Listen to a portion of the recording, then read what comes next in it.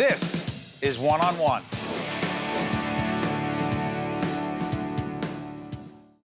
Brought to you by Horizon Blue Cross Blue Shield of New Jersey.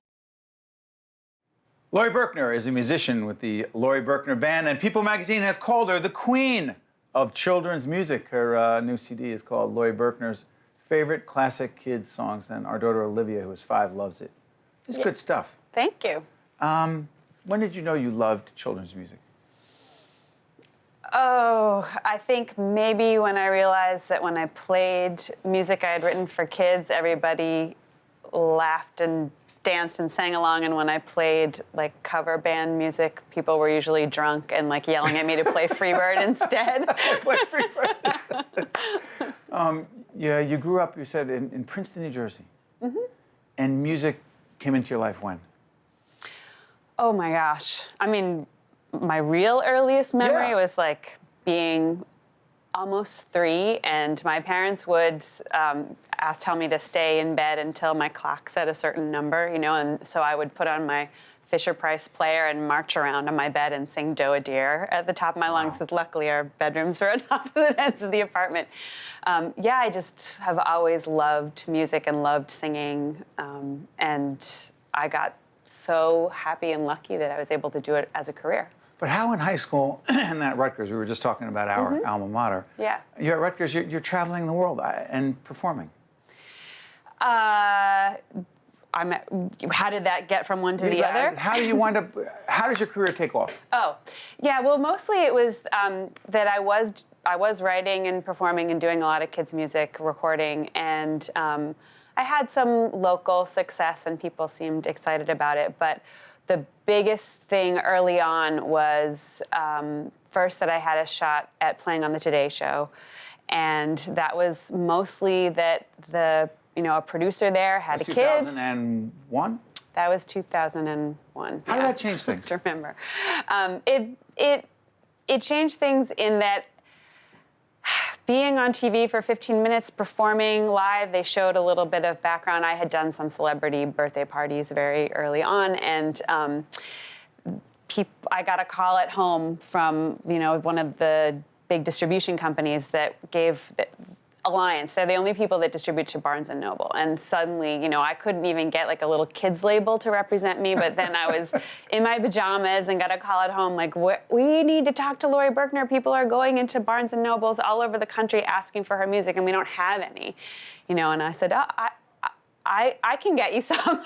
Sitting right here in boxes in my living room.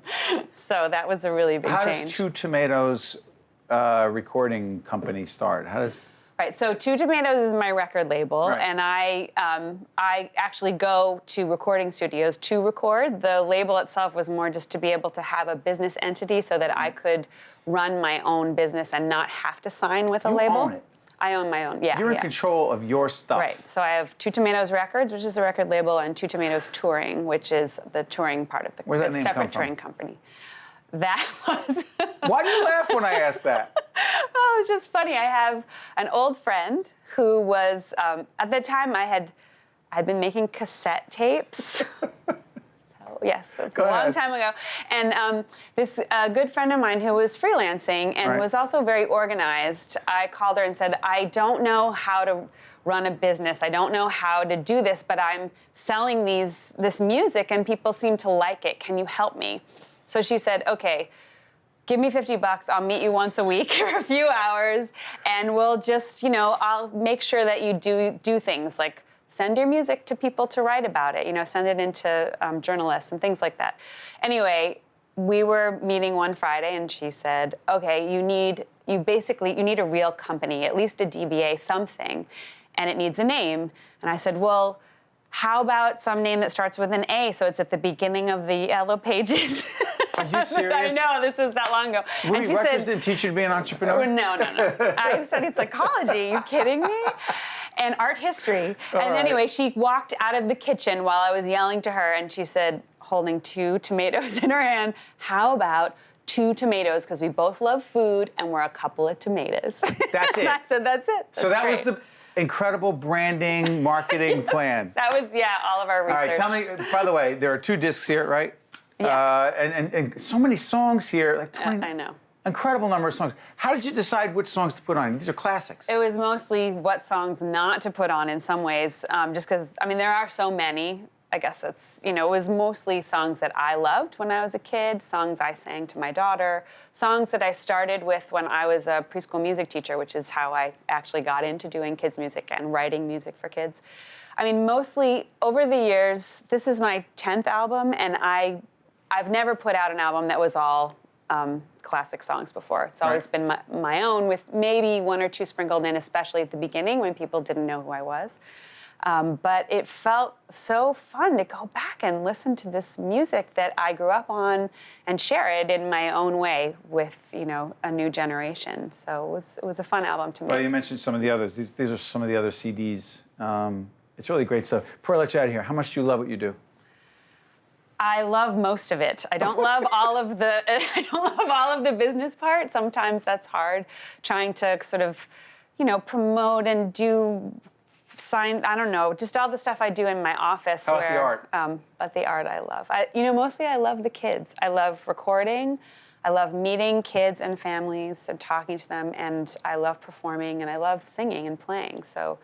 And writing the music too. So all of that part of it is wonderful. Isn't it funny how we love the art, but if you're not good at the business, you don't get to do the art? It's really true. Laurie Berkner's favorite classic kids songs. It is great stuff. And you're getting better at the business every day. I work for Horizon Blue Cross Blue Shield, and I'm a catastrophic case manager. I'm a nurse. I feel a sense of responsibility to each and every member that I speak with on the phone. I know where they live, I know their towns, I know the hospitals they go to. A lot of times I know their physicians, and I love helping people at very difficult times of their lives.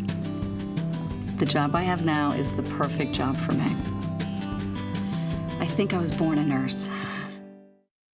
Also brought to you by NJM, the New Jersey State Nurses Association, and the Institute for Nurses, and by ShopRite Supermarkets.